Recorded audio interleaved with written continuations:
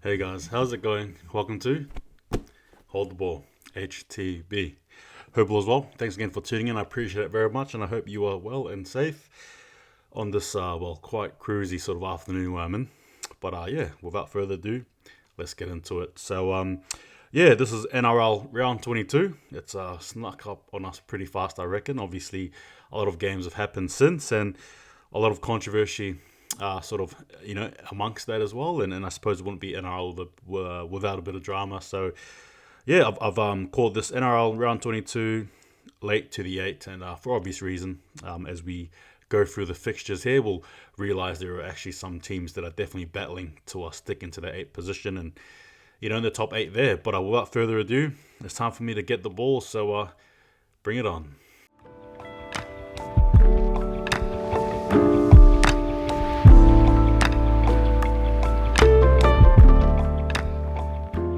Alright, so the first game is the Storm against the Raiders, right? On a Thursday night. The Storm first, the Raiders 8th. Sort of 1 versus 8 there. Storm come away with a good win over Manly, and the Raiders coming off a good, scrappy, grinding win over the Dragons. The key players for the Storms that are in are Galfusi as well as Nelson Asofa Solomona. And then for the Raiders, you have Bailey Simonson, who returns back to wing. Some of the key players to look out for Olam, Smith at hooker. Then you've got Hughes as well as Finucane and Harry Grant from that reserve from the bench. And then you've got Rapana, Papali, and Corey Harawira Naira from the bench for the Raiders. Look, it's a pretty good game. I've named this game here What Once Was, because obviously this used to be sort of like the high-end sort of games, right? Going back a few years ago. Not anymore, though. Our Raiders have obviously sort of dipped. However, they're in the 8 now, so they're doing something right there. But for me personally, look, you can't go past the Storm. They're hot favourites here to win.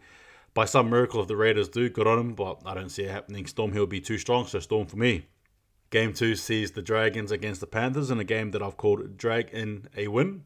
Thought I'd try and hit you guys with a pun there. But look, the key players for the Dragons, you've got Beal, Fuimano, as well as Kerr. And then for the Panthers here, we have Naden, Crichton, as well as David Tapangai Jr. and Cleary, who make a return in the reserves. Key outs are Sims as well as Ramsey for the Dragons. And then for the Panthers, you've got Capewell as well as Lenu. Look, apart from the key ins, obviously it's virtually an unchanged squad. Some of the players I'm looking for the Dragons will be Lomax, Armone, as well as the Bellin at lock. And then for the Panthers, I've got Burton and Y, basic halves, as well as Yo, Martin, and hey, I suppose you can chuck in Crichton in there as well, and potentially Naden and Edwards.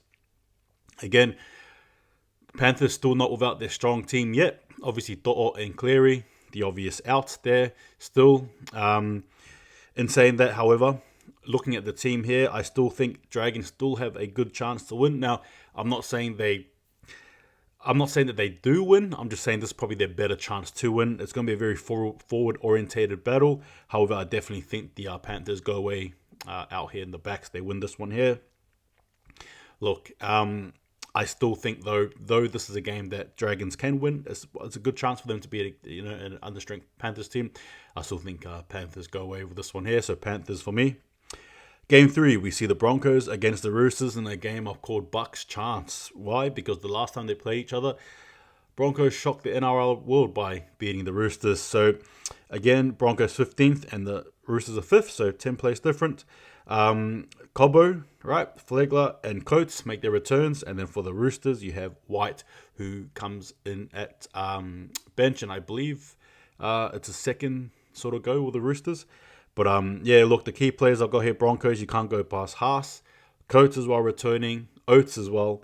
And then New at fullback, who's been playing some superb footy. And then for the Roosters, well, hey, obviously they've got Crichton out. But Tedesco, Walker, Radley, and Tupo Niwa. And obviously on the outs for the Broncos, you've got Croft, Isako, and Arthurs. Overall, though, in this game here, Roosters, they're definitely full of momentum. Though they lost a very close game to the Panthers, I still think they'll be good enough here. Broncos, well, look, it doesn't matter how good they are. Usually they end up losing at the end. And that game against the Knights when they lost 28 points to 20 is probably a key example. They definitely had enough chances there, but just couldn't capitalize. Look, I'm going to go with the Roosters with this one.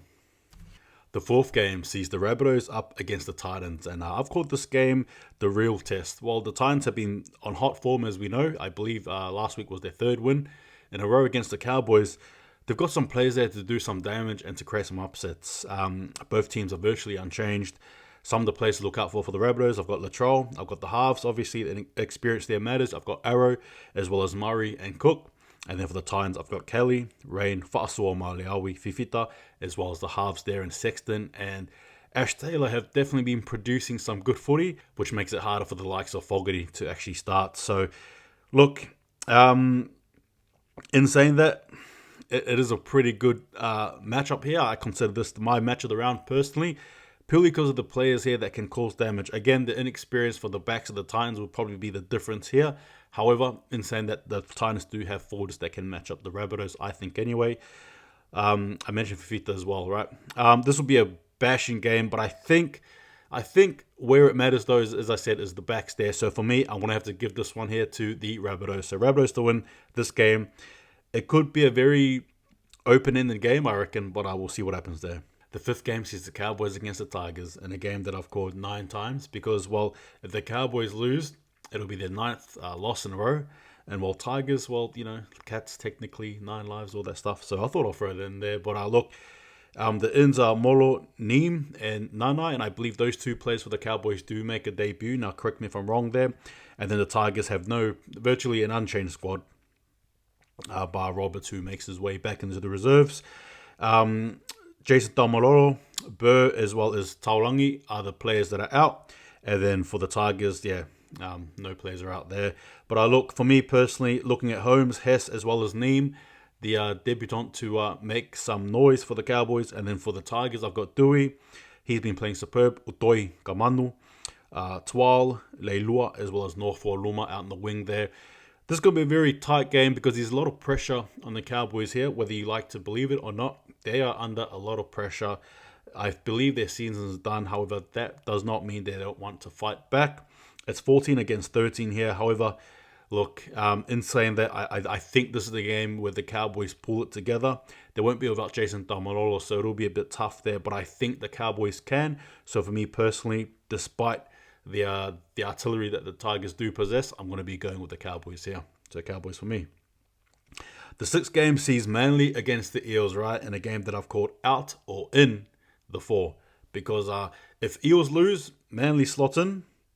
And if, the Eels sort of win, then I suppose Manly's chances of making the 4 are all that much more harder. De Louis for the Manly team is the only noticeable in.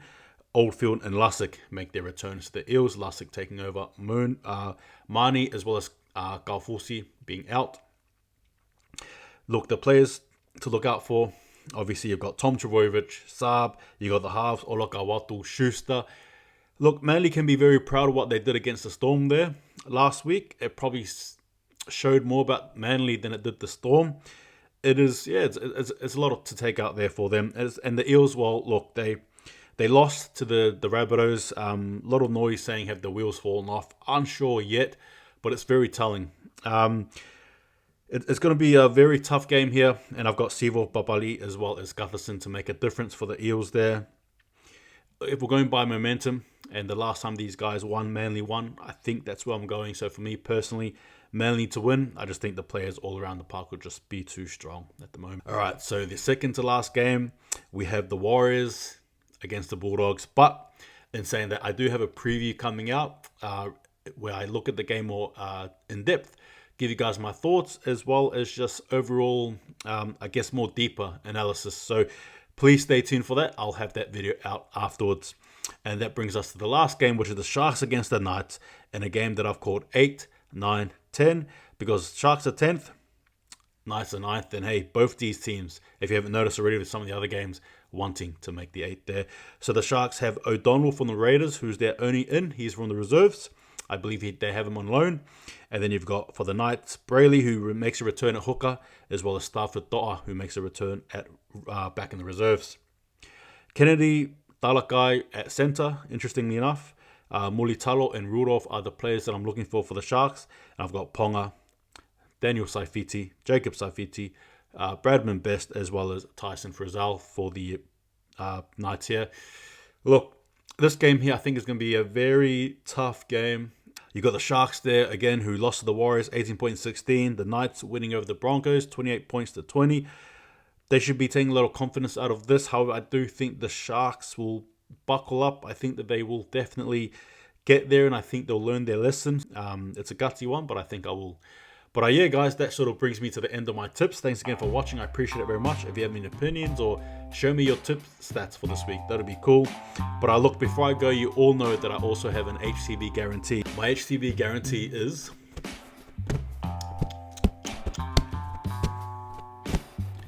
The HTB guarantee is Cowboys. Cowboys win.